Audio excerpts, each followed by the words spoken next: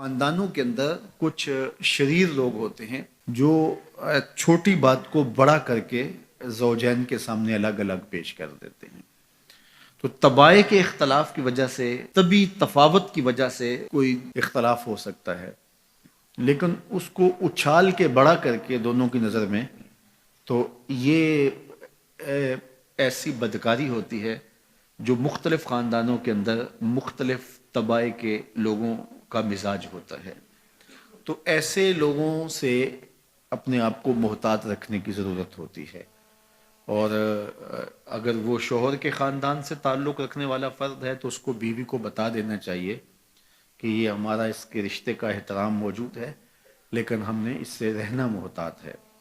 اور اگر وہ بیوی کے خاندان کا فرد ہے تو بیوی شوہر کو بتا دے کہ یہ صاحب معزز تو بہت ہیں ہمارے خاندان میں، لیکن ماشاءاللہ شریر بھی بہت ہیں. ان کی مثال اس مکھی کی طرح ہے جو سارے بدن کو چھوڑ کے زخم کی جگہ پہ بیٹھتی ہے.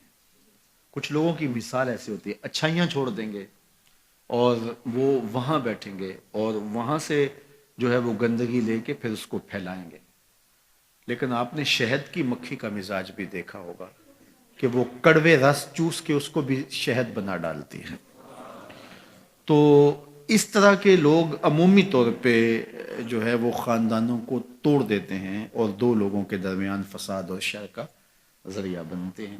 یہ انسانی وجود کے اندر شیطان کے نمائندے ہوتے ہیں. اپنی ازدواجی زندگی کو، اپنی گھریلو زندگی کو بچانے کے لیے خاندانوں کے اندر اگر کوئی شریر طبع کا شخص ہو، کوئی بخسیس النفس شخص ہو، کوئی خبیث الفطرت شخص ہو، تو اس سے جو ہے وہ اپنے آپ کو محتاط رکھنے کی ضرورت ہوتی ہے، کیونکہ یہ طلاق کا سبب ہوتا ہے. طلاق کا ایک سبب والدین کی بے جا مداخلت بھی ہوتی ہے.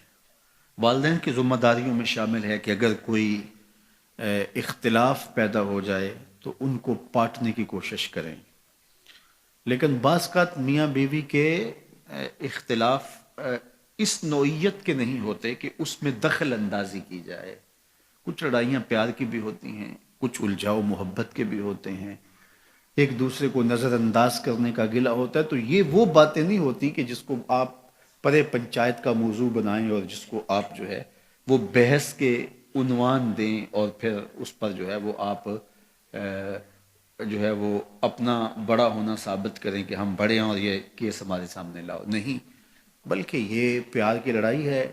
اس کے اندر بھی حسن ہے، روٹ کے من جانے کے اندر بھی ایک جمال ہوتا ہے، ایک حسن ہوتا ہے. اور میاں بیوی کا چونکہ رشتہ پیار کا ہوتا ہے تو اس میں یہ چھوٹی بڑی باتیں ہوتی رہتی ہیں، اور اس میں بیوی معمولی سا نظر انداز ہونا بھی گوارا نہیں کرتی. شوہر کی فضول تر ذمہ داریاں بعض اوقات اس کو غافل کر دیتی ہیں، تو بیوی اس کو گوارا نہیں کرتی کہ تم مجھ کو نظر انداز کر رہے ہو. چونکہ انسانی فطرت کے اندر تجدید محبت بھی ہے. اگرچہ بیوی کو یہ یقین ہوتا ہے کہ یہ مجھ سے محبت کرتا ہے، لیکن وہ اس کی زبان سے سننا چاہتی ہے، اس کے معمولی رویے کی تلخی بھی اس کو گوارا نہیں ہوتی.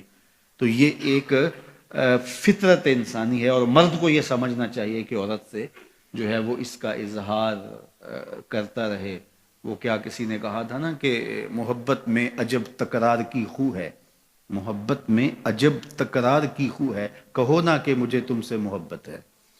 تو یہ فطرت ہے، یہ تقاضا ہے انسان کا کہ وہ اس کا اظہار کرے. تو بعض کا بندہ کہتا ہے کہ میں ٹوٹ کے چاہتا ہوں، میں دل دماغ سے روح سے چاہتا ہوں، تو مجھے کیوں بار بار کہنے کی ضرورت ہے.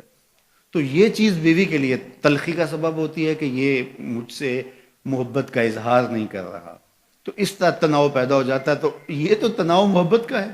بیوی کو بھی 100% یقین ہے کہ یہ مجھ سے محبت کرتا ہے، اور جو ہے وہ شوہر کو بھی. لیکن یہ اس طرح کے تناؤ کے اندر بعض خاندان کے بڑوں کو پنچ بننے کی بڑی خواہش ہوتی ہے، دھکے سے آگے بیٹھا، ہاں جی آپ کی صلح کروانے ہیں. وہ میاں تم گھر رہو، یہ معاملہ ہمارا ہے، اور یہ مابین زوجین ہے، اور جو مابین زوجین تنازع ہوں ان کو مابین زوجین ہی رہنا چاہیے، ان کو دو خاندانوں کے مابین نہیں آنا چاہیے. اور جب وہ مابین قبائل آتے ہیں تو وہ تماشا بن جاتا ہے، جبکہ وہ لڑائی جو ہے وہ ایک معمولی تھی اور وہ پیار کی لڑائی تھی، وہ کوئی ایسا اختلاف نہیں تھا. پیارے نبی ہر طرف تھی خوشی، چار سو شور تھا مرحبا مرحبا، چار سو شور تھا مرحبا۔